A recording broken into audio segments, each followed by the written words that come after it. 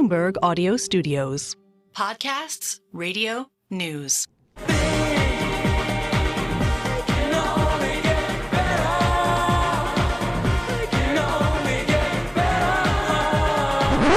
Things are worse than we ever imagined. These riots didn't happen in a vacuum. They exposed the state of our country, revealed a deeply unhealthy society, the cracks in our foundations laid bare. So the soundtrack of 1997 and the soundtrack of today. Can things only get worse? Welcome to Bloomberg UK Politics. I'm Stephen Carroll. And I'm James Woolcock. Now look, that was Keir Starmer speaking to the nation in Downing Street's Rose Garden, mixed together with a bit of D-Ream back from the 1997s. Now look, the Rose Garden has been the venue for a number of key moments in British history, and kind of echoing that theme that Stephen set up there, Nick Clegg and David Cameron, when they announced their coalition, picked the Rose Garden as a sort of idea of innovating policy to sort of show that they were being optimistic and new. You then had Dominic Cummings during the COVID sort of crisis holding a press conference there defending his conduct, and sort of this idea of how that location has become sort of tarnished with something Starmer was very much trying to allude to.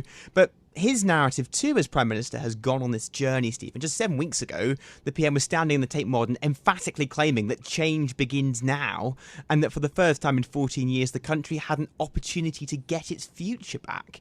So I think today, one of the big questions the media and the public will have is what's changed in 7 weeks, and what now should we expect from this new government? Yeah, well, when we thought about change coming, we didn't think it was going to be change that came in the form of painful choices. Some of the words Keir Starmer used, accepting short-term pain for long-term good. This setting us up ahead of the budget in October, and essentially the Prime Minister putting a stake in the ground and saying things are going to be much worse, and that they will be asking people to shoulder more of the burden without necessarily ditching some of the pre-election pledges around not hiking taxes for working people. A very difficult moment, or so it appears, for the new Prime Minister anyway, but we want to get some analysis of the tone that Keir Starmer struck as well. We're joined by Philip Collins, who's a former speechwriter to Tony Blair, and now founder of the communications advisors, The Draft. Philip, great to have you with us on the programme. What did you make of the tone of what we heard from Keir Starmer?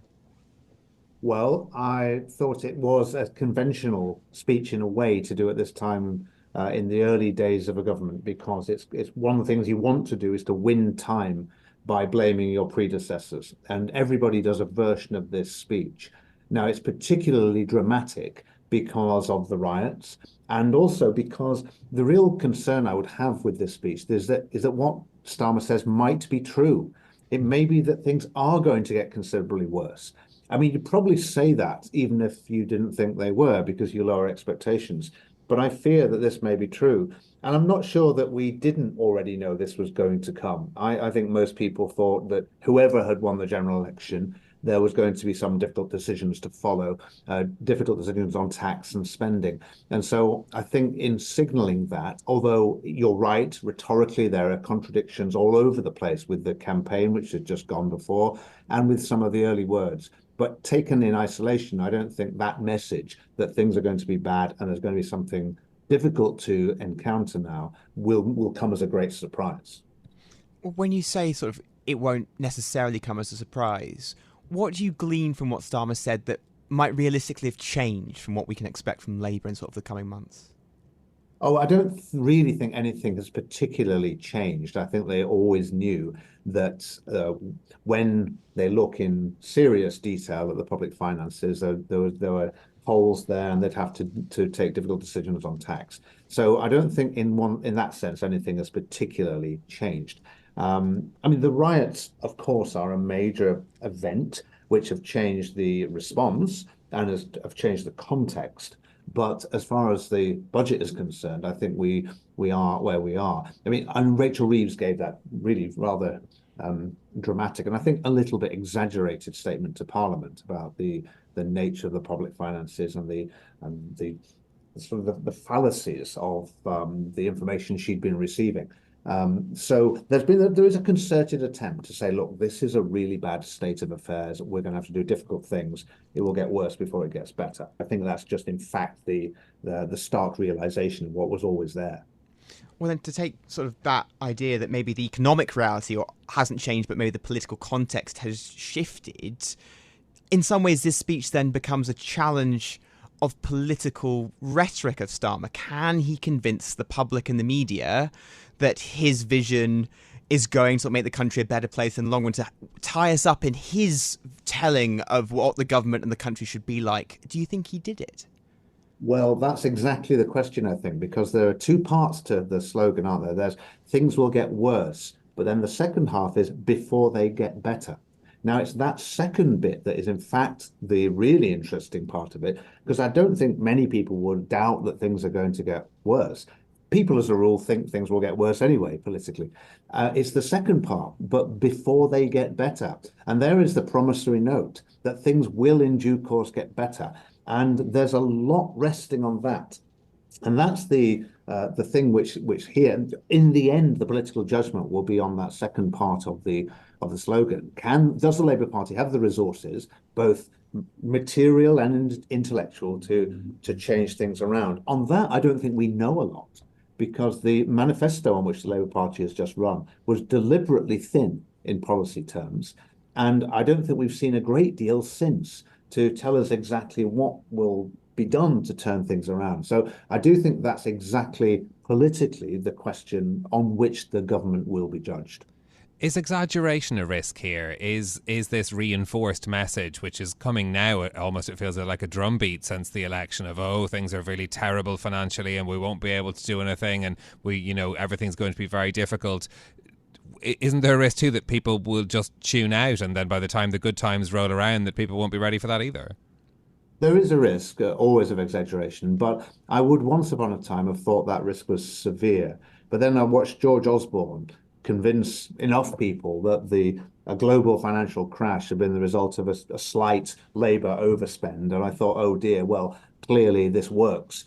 So the risk is perhaps not all that great. This works politically to make this kind of claim, to set the terms as those of the failures of the previous regime. And as I said before, I'm not saying therefore that's untrue. I think it is the case that the public finances are in a state and Britain's growth rate is low. Now, if you're in all fairness, you're not going to say that everything is the fault of the previous government. There are bigger forces at play. But nevertheless, the inheritance is poor. And so you've got to win time, because one of the tasks here is to win enough time so that when you do go through the inevitable pain, the present government, don't get all the blame for that. Otherwise, you do arrive at the point when things turn around, if they do, and you are already tarnished. So what you want to try and do is to win that time so that when the turn comes, you can say, look what we've done. I know it's been difficult, but we've got through, and then you get some credit for it. So they're trying to do that with this too. They're trying to win time as much as anything else. If you were looking at this speech, who do you think are the people Starmer is trying to win over, and who are the people, the sort of demographics maybe, that he's decided are going to be the ones who are the broader shoulders that will suffer that pain?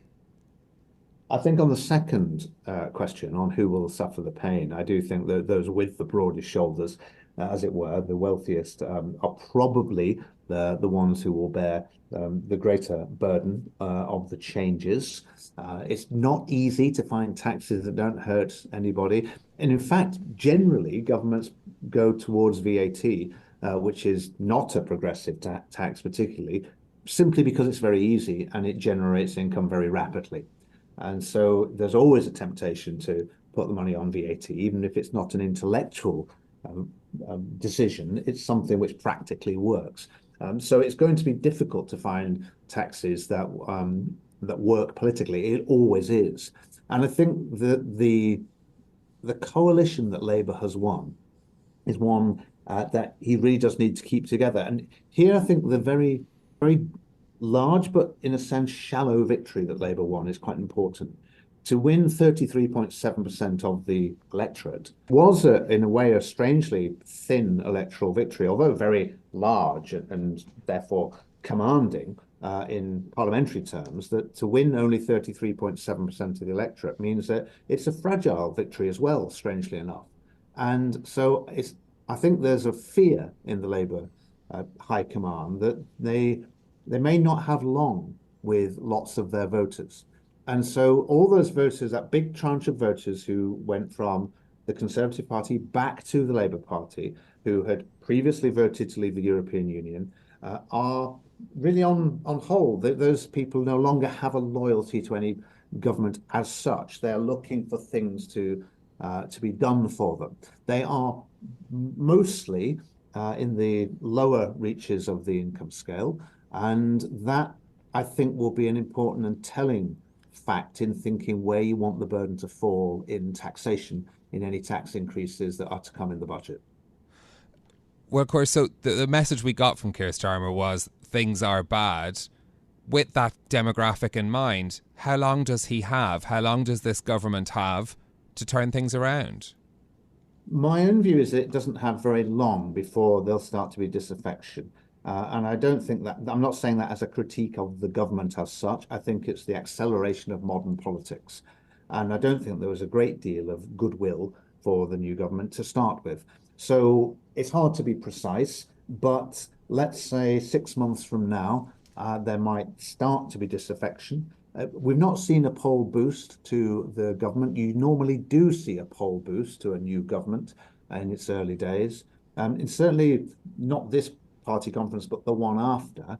If you haven't seen signs of growth coming back, but crucially of that starting to make its way into the pay packet, rates coming down, then I think that's the point at which the government might find things really very difficult indeed, because that will be the moment, in all probability, when its capacity to blame the previous government starts to become very tedious and irritating. And that moment always comes when you feel, yeah, but you've been in charge now for long enough. Surely things should have got better. And I think the public will probably have not very much patience with this government. In his very first speech, when he became Prime Minister, Keir Starmer asked for patience. And I thought, well, I understand why. And patience will be a wonderful virtue in an electorate, but you'll be lucky because I don't think you're going to get all that long. Philip Collins, former speechwriter to Tony Blair and now founder of the Communications Advisors at The Draft there. Thank you very much for joining us. Indeed, that question of timing going to be key as we count down to the budget at the end of October as well. We've had the warning signals coming loud and clear from now both the Chancellor and the Prime Minister. What people are going to be keen to find out is going to be the detail. That's it from us for today. If you like the programme, don't forget to subscribe and give it 5 stars so other people can find it on Apple Podcasts, Spotify or wherever you listen. This episode was produced by Tiwa Adebayo and Sophie Arundel, and our audio engineer was Sean Guastamakia. I'm James Woolcock. And I'm Stephen Carroll. We'll be back with more tomorrow. This is Bloomberg.